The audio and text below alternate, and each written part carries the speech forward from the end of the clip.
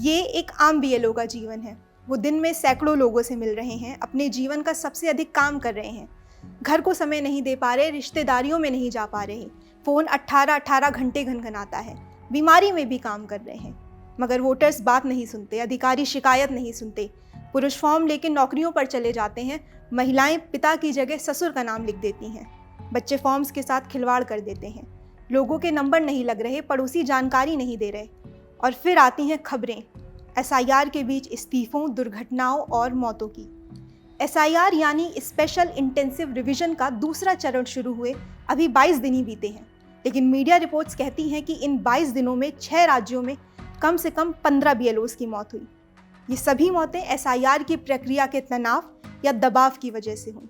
ऐसा अब तक जांच में तो नहीं निकला, लेकिन कम समय में काम निपटाने का दबाव तो है ही। अलग अलग तरीकों और वजहों से हुई इन मौतों का कारण काम का बहुत ज़्यादा दबाव बताया जा रहा है। परिवार के आरोप हम और आप खबरों में देख ही रहे हैं। आपको पता ही है, देश के 9 राज्यों और 3 केंद्र शासित प्रदेशों में एसआईआर चल रहा है। ये प्रोसेस 4 नवंबर को शुरू हुआ। 4 दिसंबर तक सारे फॉर्म्स बूथ लेवल ऑफिसर यानी बीएलओज़ के जरिए जमा किए जाने हैं। इसके बाद 9 दिसंबर को मतदाता सूची का ड्राफ्ट जारी किया जाएगा। इस काम में चुनाव आयोग ने 5,32,000 से ज़्यादा बीएलओज़ को लगाया है। बीएलओ यानी booth level officer. Voters list तैयार करने, उसमें रिवीजन करने में बीएलओ का बहुत अहम रोल होता है। कोई नया वोटर बनना हो, किसी का नाम हटना हो, किसी दूसरे एरिया की वोटर लिस्ट में अपना नाम शिफ्ट करवाना हो, ये सब कुछ बीएलओ के ज़रिए ही होता है। 18 की उम्र पार कर चुके ज़्यादा से ज़्यादा लोग वोटर लिस्ट में शामिल हों, ये तय करना भी बीएलओ का ही काम है। इलेक्शन के टाइम आपके घर में जो वोटर इन्फॉर्मेशन स्लिप आती है, वो भी बीएलओ ही बांटता है। अब बात की कौन बीएलओ हो सकता है, तो इसमें शामिल हैं टीचर्स, आंगनवाड़ी वर्कर्स, पटवारी, अमीन लेखपाल, panchayat secretary, village level workers, electricity bill readers, postman, auxiliary nurses यानी जो मरीज की देखभाल करने में नर्सेस की मदद करती हैं, मिडवाइफ्स यानी दाइयाँ, health workers, mid day meal workers, contract teachers, corporation tax collectors और शहरी क्षेत्रों में काम करने वाले क्लर्कियल स्टाफ जैसे यूडीसी, एलडीसी वगैरह। यूडीसी यानी अपर डिवीजन क्लर्क और एलडीसी यानी लोअर डिवीजन क्लर्क। अगर इनमें से कोई भी अवेलेबल ना हो, तब केंद्र सरकार के कर्मचारियों, ग्रुप बी के अधिकारियों और विशेष श्रेणी के व्यक्तियों को भी बीएलओ बनाया जा सकता है। अब इन बीएलओज़ को 1 महीने के अंदर अपने अपने पोलिंग एरिया के सभी वोटर्स तक पहुंचना है, उन्हें फॉर्म बांटने हैं, फॉर्म कैसे भरना है ये समझाना है, फिर कुछ दिनों बाद भरे हुए फॉर्म्स अपने पास जमा करने हैं। इसके बाद सारी जानकारी ऑनलाइन सिस्टम में अपलोड करनी है ताकि वोटर लिस्ट यानी मतदाता सूची को अपडेट किया जा सके। एसआईआर के फेज़ 2 के तहत करीब 51 करोड़ वोटर्स को कवर किया जा रहा है, यानी सिर्फ 31 दिनों में 5,32,000 बीएलओज़ को 51 करोड़ वोटर्स तक पहुंचना है। इतने कम टाइम में ये प्रोसेस पूरा करना ना को चने चबाने जैसा है। असंभव नहीं है, लेकिन बहुत मुश्किल है। यही वजह है कि अलग अलग राज्यों से बीएलओज़ की परेशानी, यहाँ तक कि मौत की खबरें आ रही हैं। इसलिए हमने ज़मीनी हकीकत जानने की कोशिश की। कुछ बूथ लेवल ऑफिसर से बात करके जाना कि उन्हें काम करने में किस तरह की दिक्कतें आ रही हैं, लोगों के स्तर पर, प्रशासन के स्तर पर उनकी परेशानियां क्या हैं। पहली दिक्कत, फॉर्म समय पर नहीं मिले। 4 नवंबर को एसआईआर का दूसरा फेज शुरू हुआ, लेकिन कुछ जगहों पर बीएलओज़ को फॉर्म हफ्ते भर बाद मिले। ये बात कई बीएलओज़ ने मुझे खुद बताया उन्होंने कि किसी को 10 नवंबर को तो किसी को 12 नवंबर को फॉर्म मिले। यानी जब शुरुआत ही देर से हुई है तो काम समय पे पूरा करने का प्रेशर क्यों है?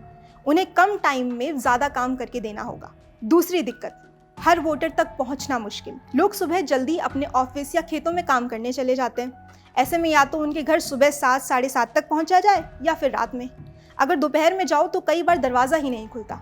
कभी कभी घरों में से बच्चे होते हैं, इस वजह से फॉर्म देने के लिए एक ही घर के 2-3 चक्कर लगाने पड़ते हैं। और यही दिक्कत फॉर्म कलेक्ट करते समय भी आती है, लोग ही नहीं मिलते।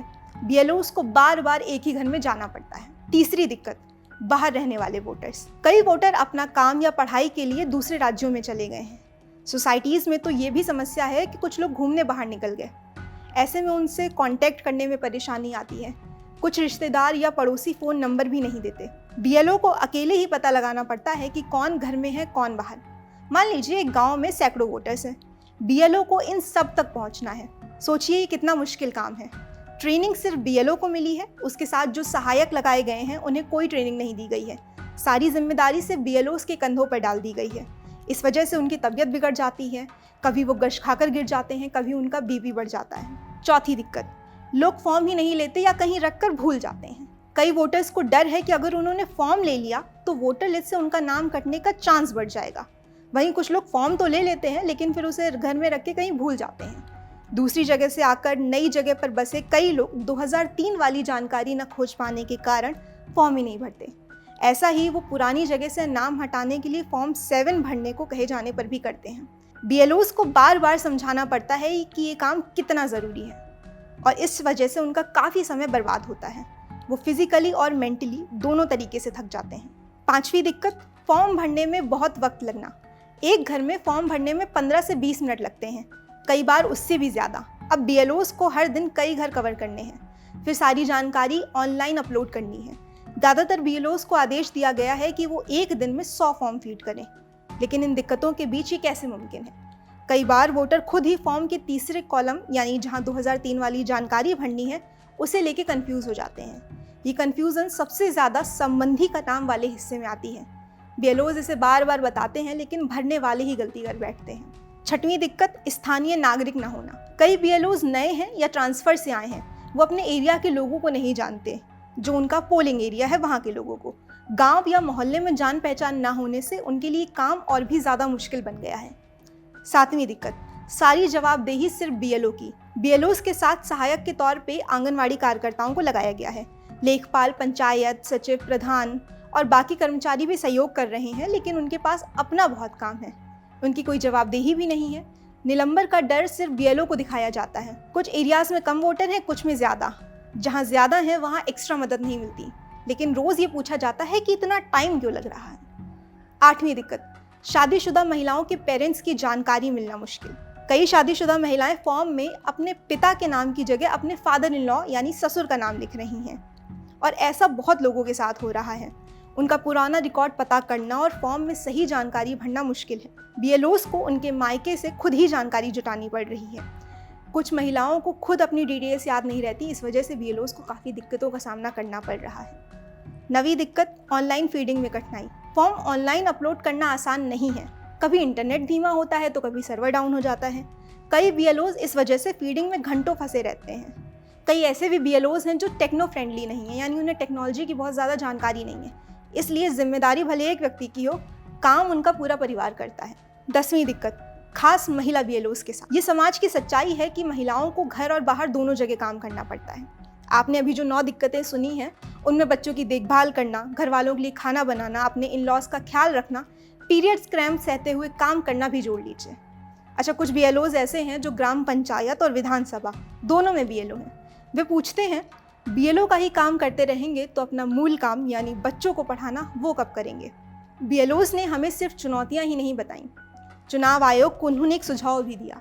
उनका कहना है कि काम के लिए और ज़्यादा समय मिलना चाहिए था, चीज़ें स्टेप बाय स्टेप होनी चाहिए थी। सब कुछ एक महीने में करना थोड़ा जल्दबाजी लगता है।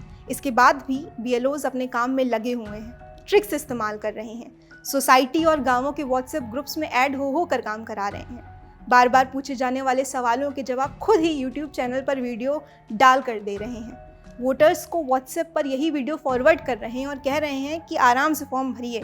कुछ BLOs तो इतने सिद्धहस्त हो चुके हैं कि वोटर्स की गलतियों से बचने के लिए पेंसिल से फॉर्म भरवा रहे हैं और फिर बाद में उन्हें पेन से फाइनल करा रहे हैं। लेकिन इन सब के बावजूद BLO परेशान हैं। इसका सॉल्यूशन सिर्फ चुनाव आयोग और वोटर्स के पास है। वोटर्स अपनी जिम्मेदारी समझें और BLOs की बात ध्यान से सुनें। वहीं चुनाव आयोग भी BLOs की शिकायतें ध्यान से सुने। इस खबर में इतना ही। मेरा नाम है अदिति। देखते रहिए द एजेंडा।